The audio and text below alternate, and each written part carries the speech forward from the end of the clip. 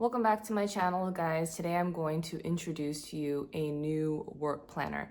Now, if you've seen how I do my planners in my other videos, you'll know that I try to achieve planner perfection, but that's not always the case for every planner, right? Especially when it comes to my work planner.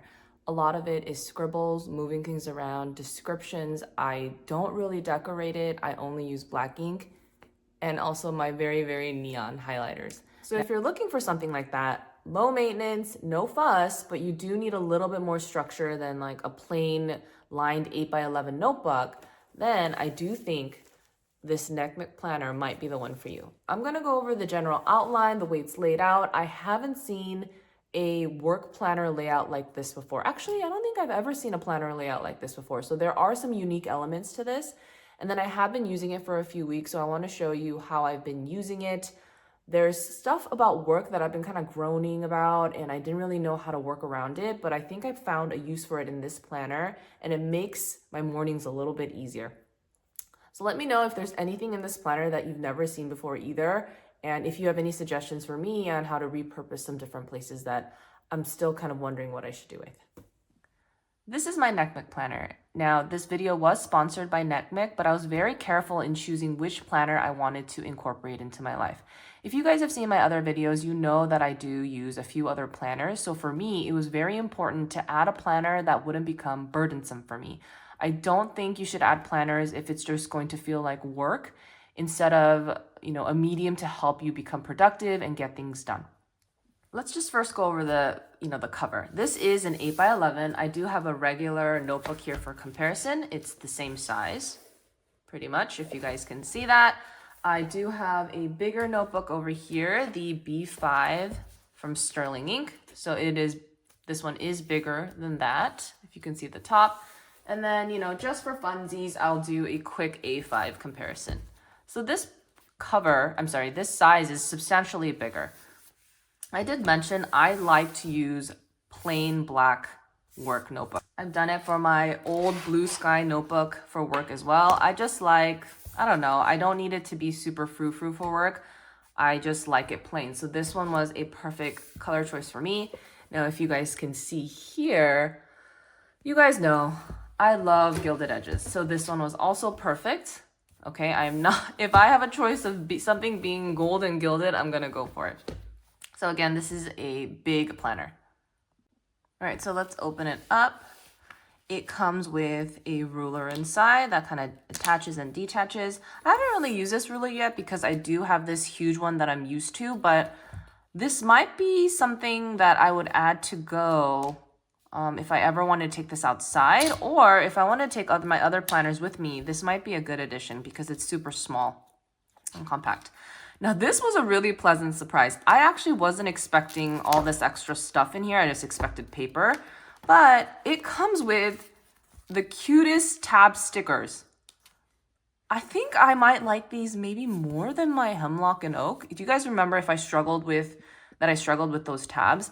I don't know if I'm going to use it in here because I think I'd have to use it as I go. And I'll tell you why that is. And there are two, so I assume it's because there's a monthly section and a weekly section that I could possibly use it for. But I'm wondering if I want to actually repurpose one of them for a different planner. I think this color is super pretty. It has like a, egg wash color. And then, of course, you guys can see the shimmer on the font. I love this. This was a really pleasant surprise. So I am going to repurpose this in another place. And I do like that it has pockets like this. Now, one more thing. Oops. Can get it out, is I think this is a pen holder. So this looks like to be a sticker. I think I can just stick it on somewhere and add a pen. So this is also a really great option for anyone on the go. You guys know I don't really take my planners outside. I do work from home, so I don't know if I'm going to do this. Although my favorite pen is the G2, and I do have a lot of G2 pens, and I'm only going to use that pen in here probably. And if I don't want to rummage through my stuff to find it, perhaps that's a good option to just put it in here and just always have it for me. Let's move on. So it does have a cover page, very blank. And the paper quality, guys, it is thicker. Now, I always do this comparison because I think maybe people won't understand through words what I mean, because I can't really show you through the screen how it feels. This is definitely thicker than Hobonichi Sterling Ink paper.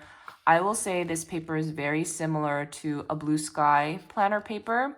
I do think it's thinner than a Passion planner or a Hemlock and Oak planner though.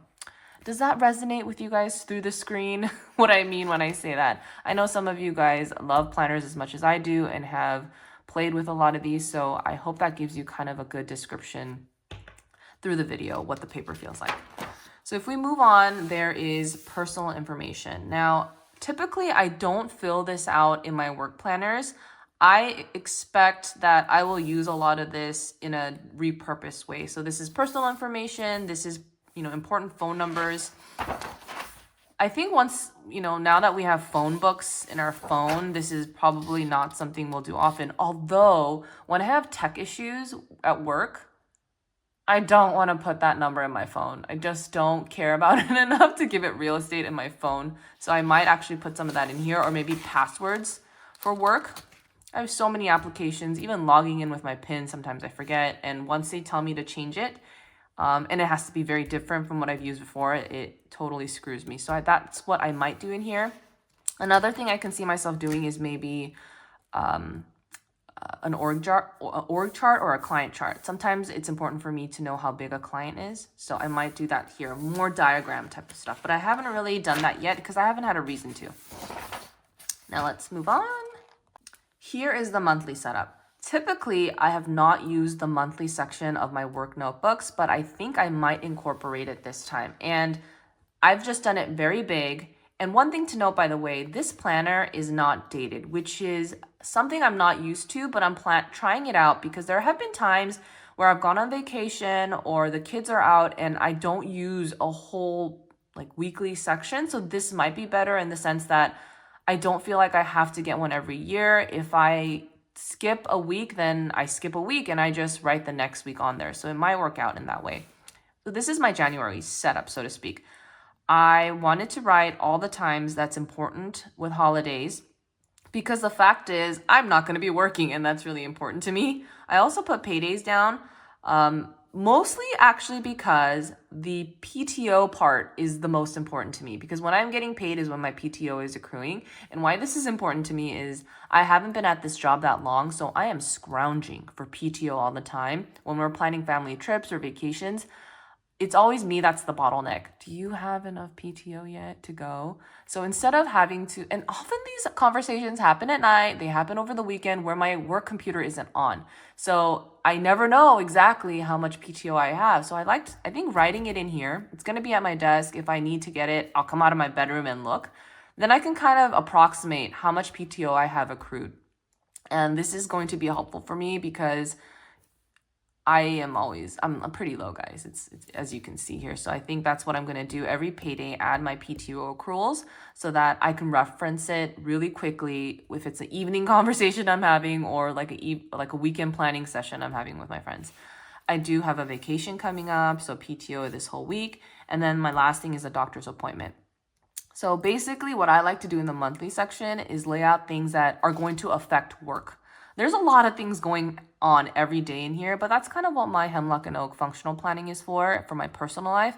But these are things that are big but affect my work. Like a doctor's appointment is in the middle of the day. I want to put that in there because I have to remind myself to ask my, boss for some time off or, out of the office messages, things like that. So this next section is probably the most important for me, which is the weekly section. So I'm going to show you a blank one first before I show you how I use it. So this one, I have never seen a layout like this, guys. I'm going to zoom in to show you the different areas so you can see. So let's just go to one because it's pretty similar for both sides. Right, so you can see there, it's not dated. It just lets you write the month, maybe the year. Here, it has the days of the week, but again, it's not dated. Here it lists a list of activities by subjects. Oops, let me bring it down a little bit. In here, it talks about priorities. And then in the bottom here, it's talking about appointments. So I'm going to zoom back out so you guys can get a holistic view of that. And then, of course, on this side, there's a little bit of extra section for notes and expenses. So what I really like about this, again, is the fact that it's undated. I have never considered an undated planner before because when I go to Target and I'm in the mood for a new planner, new me, I've always gone for a dated one just because I don't know, that's what I've always gravitated towards. And if it was March and the planners usually come out in January or in the middle of the year, like July, I would just kind of force myself to hold off until the new planners, the dated ones, would come out. But I think this might be something different. Like, I've really enjoyed the fact that the Sterling Ink planner doesn't have any dated sections in the back because I can journal as I please. And that's really the first time I've really done that. I mean, I did it a little bit in the Hobonichi weeks, but not too much. So maybe the freedom of having undated pages might really be, helpful for me, and I don't have to waste any pages. So I'm going to show you guys next how I've been using this planner in the weekly section. So I'm going to start in the middle and then go up and then down to tell you what I'm doing over here. Okay, I zoomed in a little bit so you guys can get a better look at it. So what I'm going to split up is I'm a project-based job, so I don't have to do this thing that I list and finish it that day necessarily. I don't have a queue or anything like that, but I do have projects and they kind of hover. And if you've worked in a project-based job, sometimes it feels like you can procrastinate and you never get it done because no one's asking for it. But I actually don't like things hovering over my head. So what I decided to do moving forward, especially because of the way it's laid out, is things in my head that I want to get done for that day, regardless of whether someone's asking for it or not, or maybe someone is asking for it and I want to prioritize it. So these are going to be tasks and priorities I want to get done, like the project or assignment I want to get done during the day. So up here, if I move upward, what did I put here? You guys ever notice that, you send said project and then it comes immediately back with comments? Or you do a meeting for some project and then they want you to set up more meetings or send emails.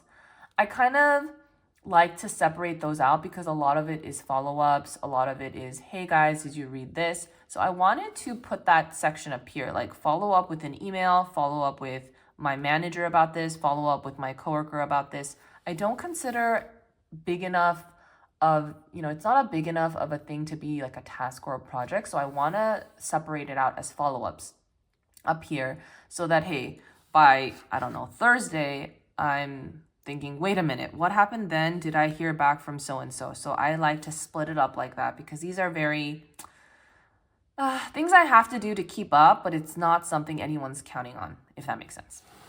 Now the bottom part, the part I was not sure what I wanted to do at first, but then I realized something, like I mentioned in the beginning of this video, something that annoys me, especially at night, or maybe the end of the weekend, is I randomly have really early meetings. Most of my meetings are at 9-ish or 10-ish, but sometimes I'll have like an 8 o'clock meeting. And I don't have my computer on, and tomorrow I'm going to talk to my husband about who's taking the kids to school, or maybe we have to get things done faster because I have an early meeting and I don't want to log into my computer. So what I decided to do is on Friday evening, obviously meetings change, but I wanted to write down my first meeting of the day so I can kind of gauge how quickly I need to get things done. And then I also added the time I need to pick up my kids from school. I've said in other videos that when it comes to, meetings and appointments for work, I don't like to really put it in a planner because those things change in Outlook all the time, and I'm not a super fan of crossing things out and arrowing things down. But this one actually has been really helpful for me because I can gauge, if I need to wake up earlier than normal to accommodate a meeting and make sure my kids are fed and at school. Again, it's really because I don't want to open my computer up to see my Outlook and see what the first meeting of the day is. I can just, quickly reference this and go about my day. So I'll show you one more page. It looks very similar than the one before. I'm getting used to it, but I've realized that's kind of the way I like it. You can see my Monday is the heaviest, and the reason that is because what I like to do on Friday, things that I haven't checked off the week before, on Friday, I will write it in the Monday section so that it's fresh for Monday. So you will always see that my Monday is a little bit more fuller. And then it does kind of fizzle out around Thursdays. That's just generally how I've seen my work ebb and flow. And then sometimes I'll get more assignments on Friday, but I don't know if I'll put it Friday or I'll just put it on the Monday after because, come on, realistically, are people going to get a lot of stuff done on Friday afternoon? I don't know. Maybe, maybe not. So that's kind of the way it's been going. I also love to do, this is random, I love to do color swatching for my other planners in my work planner. So you will probably see random color swatches as I work through this planner. Now, as for the rest of the planner, I kind of skipped over this part, but all the monthlies are sectioned together, undated. And then, of course, the weekly undated are all sectioned together. There's quite a few pages, so I know this is going to last me a year, especially if I plan to, skip a week if I'm on PTO. So let's say next week, let's say I'm on PTO, I'm just probably not going to use this, and it will start the week after I'm back. At the very end, there is a notes section. I think I'm going to use it very similarly to the way I plan to use the important phone numbers in the beginning. Scribble things, org charts, flow diagrams, things like that. That's what I'm going to do here, just for my random jotting down of thoughts. And then in the back, we have one more kind of little pocket to put extra stuff in. So that is my Nekmit planner, and I am really loving it. By the way, the cover is very sturdy. It's really, it feels like a cardboardy leather feel, if that makes sense. So I like that. It's sturdy. It feels legit, you know what I mean? And that's what I love about work planners. It's let's get stuff done. We mean business, and this is the planner that's going to help you get to do it. All right, thanks for watching, guys.